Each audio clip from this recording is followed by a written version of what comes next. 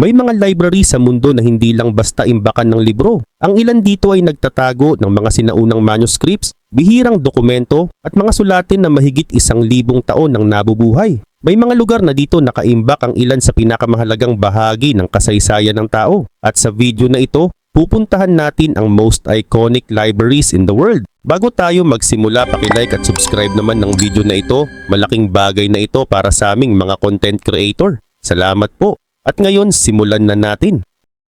Bodleian Library sa Oxford. Nagsimula ang kasaysayan nito noong early 1700s bilang bahagi ng University of Oxford, pero mas lumawak ito ng punduhan ni Sir Thomas Bodley ang restorasyon ng lumang library ng universidad. Mula noon, unti-unti itong naging isa sa pinakamahalagang koleksyon ng manuscripts at rare books sa mundo. Isa sa pinakaimportanteng katangian ng Bodleian ay ang pagiging legal deposit library nito. Ibig sabihin, may karapatan itong makatanggap ng kopya ng halos bawat librong inilalathala sa United Kingdom. Dahil dito, milyon-milyong printed materials ang naipon dito sa loob ng maraming siglo. Sa loob ng library, nakaimbak ang ilang napakahalagang medieval manuscripts, sinaunang religious texts at mga bihirang dokumento mula pa noong Middle Ages. Kabilang dito ang mga lumang bersyon ng mga gawa ni Geoffrey Chaucer, pati na rin ang mga sinaunang kopya ng The Canterbury Tales. Mayroon din itong kopya ng tanyag na First Folio, ang unang koleksyon ng mga dula ni William Shakespeare na nailathala noong 17th century. Marami sa mga dula ni Shakespeare ang posibleng nawala habang buhay kung hindi nailimbag ang koleksyong iyon. Isa pa sa pinakakilalang bahagi nito ay ang Duke Humphreys Library. Kapag nakita mo ang loob nito, parang bumalik ka sa panahon ng medieval Europe. Mga kahoy na estante, matataas na arko at lumang disenyo na halos hindi nagbago sa loob ng daan-daang taon. Dahil napakasensitibo ng mga dokumentong nakaimbak dito, mahigpit ang conservation process ng library. Kontrolado ang ilaw, humidity at temperatura para maiwasang masira ang mga sinaunang papel at tinta. At kahit sobrang tanda na ng institusyong ito, tuloy pa rin ang modernisasyon nito hanggang ngayon. Gumagamit na rin sila ng digital archiving para mapag-aralan ng researchers ang mga dokumento nang hindi na kinakailangang hawakan mismo ang original copies. Biblioteca Nationale Marciana. Nagsimula ang pundasyon nito nang i-donate ng Greek scholar na si Cardinal Bessarion ang kanyang napakalaking koleksyon ng Greek at Latin manuscripts sa Venice noong 15th century. Sa panahong iyon, maraming classical texts ang nanganganib mawala dahil sa political instability at pagbagsak ng ilang sentro ng Byzantine learning. Dahil sa donasyong iyon, naging isa ang Venice sa pangunahing tagapag-ingat ng classical knowledge ng Europe.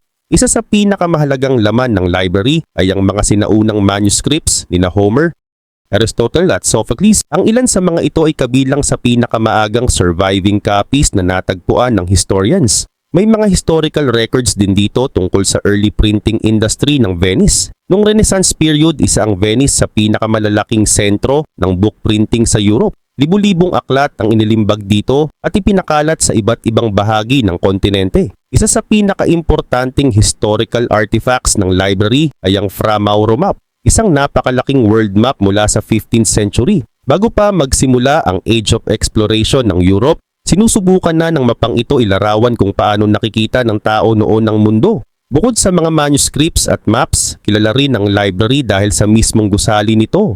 Dinisenyo ito ng Renaissance architect na si Jacopo Sansovino at hanggang ngayon itinuturing itong isa sa pinakamagandang library buildings sa Europe. Detalyadong paintings, malalawak na halls, para itong kombinasyon ng museum, palace at archive ng kasaysayan. At tulad ng ibang world-class libraries, napakahigpit din ng preservation methods dito. Ang mga sinaunang libro at manuscripts ay inilalagay sa espesyal na storage rooms para maprotektahan laban sa init, moisture at natural deterioration. Trinity College Dublin Library. Itinatag ang Trinity College noong late 16th century at kasabay nitong nagsimulang lumaki ang koleksyon ng library. Sa loob ng mahigit 400 taon, naging sentro ito ng research sa history, religion, literature at Celtic studies. Pero sa lahat ng nakaimbak dito, walang mas kilala kaysa sa Book of Kells. Isa itong napakadetalyadong gospel manuscript na ginawa noong early medieval period, posibleng noong around 9th century. Pinaniniwalaang nilikha ito ng mga monghe mula sa tradisyong Celtic Christianity sa Ireland o sa isla ng Iona sa Scotland. Hindi ito ordinaryong libro. Bawat pahina nito ay puno ng hand-drawn illustrations, makukulay na dekorasyon, at komplikadong patterns na ginawa ng mano-mano mahigit 1,000 taon na ang nakalipas. Bukod sa Book of Kells, may iba pang mahahalagang manuscripts ang library tulad ng Book of Duro at Book of Muling. Ang mga tekstong ito ay nagbibigay ng bihirang tingin sa relihiyon, pagsusulat at sining noong maagang bahagi ng Middle Ages. Pero hindi lang medieval manuscripts ang laman ng Trinity Library. Dahil sa legal deposit status nito noong 19th century, tumatanggap din ito ng kopya ng maraming librong inilalathala sa Ireland at United Kingdom. Kaya habang lumilipas ang panahon, lalo pang lumawak ang archive nito. Isa rin sa pinaka-iconic na bahagi ng library ang tinatawag na long room. Pero dahil sobrang sensitibo ng mga koleksyon, mahigpit din ang rules sa pag-access. Limitado ang paghawak sa ilang manuscripts at may special na preservation systems para maprotektahan laban sa moisture, ilaw at pagkasira ng papel. May mga historical archives din dito tungkol sa political at cultural history ng Ireland, kabilang ang mga lumang legal texts, medieval records at personal letters ng mga kilalang literary figures. Sa madaling salita, ang Trinity College Library ay hindi lang tourist destination. Isa itong malaking time capsule ng kasaysayan ng Ireland at medieval Europe. Vatican Apostolic Library. Opisyal itong itinatag noong 15th century sa ilalim ni Pope Sixtus IV, kahit na mayroon ng naunang koleksyon ng mga papal documents bago pa man iyon. Ngayon tinatayang daan-daang libong manuscripts at higit 1,000,000 printed books ang nakaimbak dito. Isa sa pinaka-importanting kayamanan ng library ay ang Codex Vaticanus. Isa ito sa pinakamatandang kilalang Greek manuscripts ng Bible na nabubuhay hanggang ngayon. Dahil dito, napakahalaga nito sa mga scholars na nag-aaral ng history ng Christianity at development ng biblical texts. Mayroon ding sinaunang illustrated manuscript ng mga gawa ni Virgil na kilala bilang Vergilius Vaticanus. Ang espesyal dito, hindi lang text ang mahalaga kundi pati ang artwork sa loob nito. Nagbibigay ito ng bihirang halimbawa kung paano gumawa ng illustrated manuscripts ang mga artists noong late Roman period. Mayroon din itong mga sinaunang maps, scientific writings, astronomical studies at legal documents mula sa iba't ibang bahagi ng mundo. Kabilang pa rito ang Islamic manuscripts, Hebrew texts at mga dokumento mula sa Eastern Christian traditions. Hindi rin basta-basta nakakapasok dito ang publiko. Kadalasan researchers at scholars lang na may espesyal na approval ang pinapayagang gumamit ng archives. Pero sa mga nakaraang taon, pinalawak ng Vatican ang digitization projects nito. Marami ng manuscripts ang nascan at inilagay online para ma-access ng researchers sa iba't ibang bahagi ng mundo nang hindi kinakailangang galawin ng original copies. The Morgan Library at Museum. Noong una, pribadong koleksyon lang ito ng mga rare books, manuscripts at historical documents na binibili ni Morgan mula sa iba't ibang bahagi ng Europe. Pero habang tumatagal, lumaki ng lumaki ang koleksyon hanggang sa maging isa sa pinakaimportanteng repositories ng rare texts sa Estados Unidos. Pagkatapos ng pagkamatay ni Morgan, ginawa itong pampublikong institusyon noong 20s at mula noon, naging mahalagang sentro ito ng historical at literary research. Isa sa pinakaimportanteng kayamanan ng library ay ang Morgan Beatus, isang 10th century manuscript na naglalaman ng komentary tungkol sa Apocalypse na isinulat ni Beatus of Liébana. Kilala ang manuscript na ito dahil sa matingkad nitong illustrations at sa bihirang halimbawa nito ng medieval Spanish art. Sa mundo ng manuscript studies, napakahalaga nito dahil kakaunti na lang ang surviving examples ng ganitong uri ng illuminated texts. Mayroon din itong 3 kopya ng Gutenberg Bible. Isa sa pinakaunang malalaking librong na ilimbag gamit ang movable type printing press ni Johannes Gutenberg. Isa sa mga kopyang ito ay nakaprint sa vellum o animal parchment, bagay na sobrang bihira at napakahalaga para sa historians ng printing technology. Makikita rito ang original handwritten manuscripts at personal letters ng mga kilalang writers tulad nina Charles Dickens, Lord Byron, John Keats, Charlotte Bronte at Mark Twain. Ang ilan sa mga dokumentong ito ay may visible corrections, crossed out sentences at handwritten edits. Dahil dito nakikita mismo ng researchers kung paano nabuo ang ilan sa pinakasikat na literary works sa kasaysayan. Isa sa madalas pag-aralan ay ang original manuscript ng A Christmas Carol ni Dickens, kung saan makikita pa ang mga pagbabago niya habang sinusulat ang kwento. Ngayon hindi lang museum ang Morgan Library. Isa rin itong aktibong research institution kung saan pumupunta ang scholars mula sa iba't ibang bansa para pag-aralan ang ilan sa pinakamahahalagang manuscripts at artistic works sa Western history. Bibliothèque Nationale de France. matatagpuan ito sa Paris at ang pinagmulan ng koleksyon nito ay umaabot pa hanggang medieval monarchy ng France noong 14th century. Isa sa pinakaimportanteng bahagi ng koleksyon nito ay ang milyon-milyong handwritten pages mula sa medieval Europe hanggang modern era. Kasama rito ang illuminated manuscripts, religious text, scientific treatises at literary drafts na ginagamit pa rin ng researchers hanggang ngayon. May mga sinaunang Greek papyri rin dito, pati early Latin codices at mga medieval documents na kinopya pa sa monasteries bago pa naimbento ang printing press. Kabilang dito ang Chansonnière du Roi at iba pang medieval songbooks na ginagamit ng musicologists para maintindihan kung paano tumutunog ang musika ng Europe ilang daang taon na ang nakalipas. At syempre, malaking bahagi rin ng archive ang French literature. May mga manuscripts at personal papers dito mula kina Victor Hugo, Voltaire, Molière at Marcel Proust. Kabilang dito ang mga early globes, maritime charts at mga world maps mula sa panahon ng European exploration. Dahil dito, mahalaga rin ang library para sa pag-aaral ng history ng exploration, trade routes at cartography. Sa kabuuan, ang BNF ay hindi lang simpleng national library ng France. Isa itong napakalaking archive ng cultural at intellectual history ng Europe.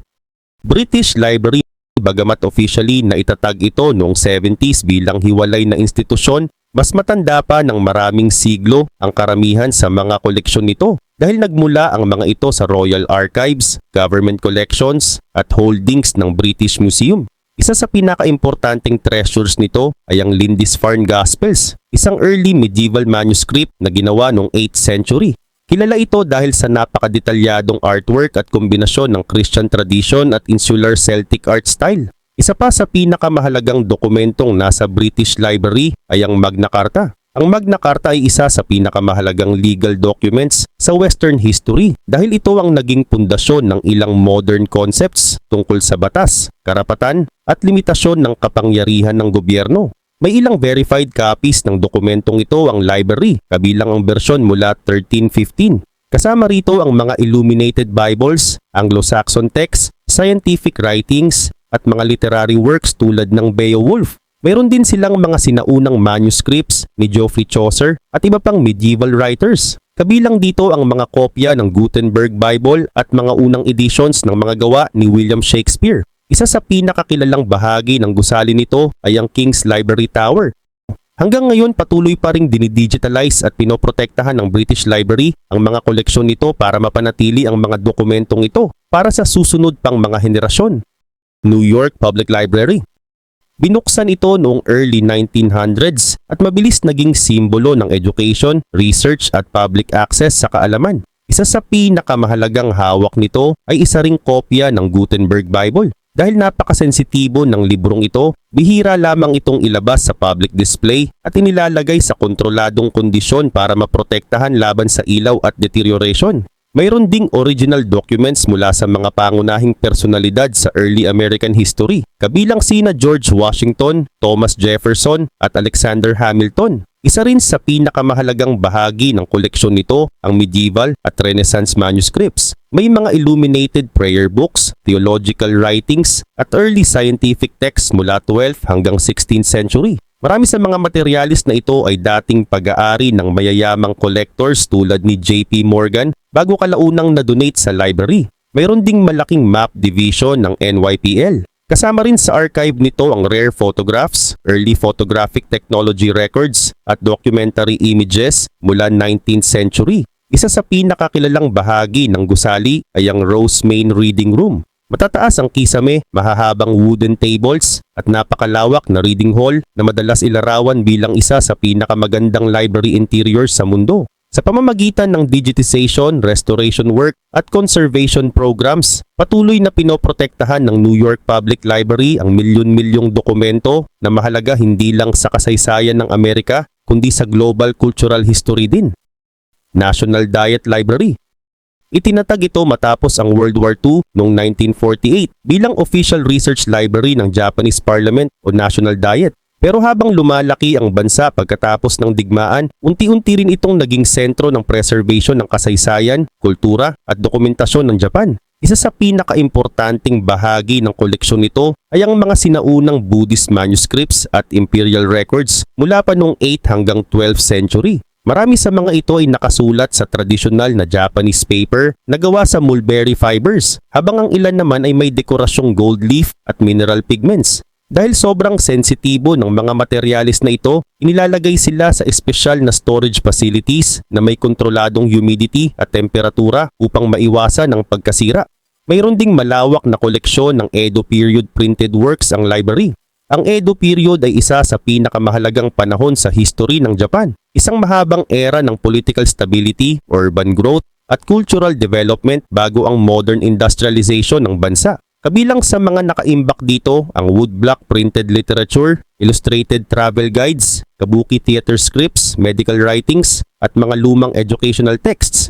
Isa rin sa pinakaimportanteng archive ng NDL ang historical map collections nito. May mga hand-drawn maps dito na nagpapakita ng sinaunang agricultural regions, castle towns, trade routes, at urban planning ng lumang Japan. Mayroon itong mga sinaunang Chinese at Korean texts, kabilang ang Confucian writings, dynastic records, at historical chronicles mula sa iba't ibang panahon ng East Asian history. Sa pamamagitan ng mga dokumentong ito, sinusubaybayan ng researchers kung paano nagbago ang Japan mula sa isang feudal shogunate patungo sa pagiging industrial at technological superpower. May dalawang pangunahing campuses ang National Diet Library, isa sa Tokyo at isa sa Kyoto. Pero karamihan sa rare at fragile materials ay inilalagay sa mga espesyal na preservation facilities kung saan may conservation experts na tutok sa restoration at protection ng mga lumang manuscripts. Ang National Diet Library ay hindi lang archive ng Japan.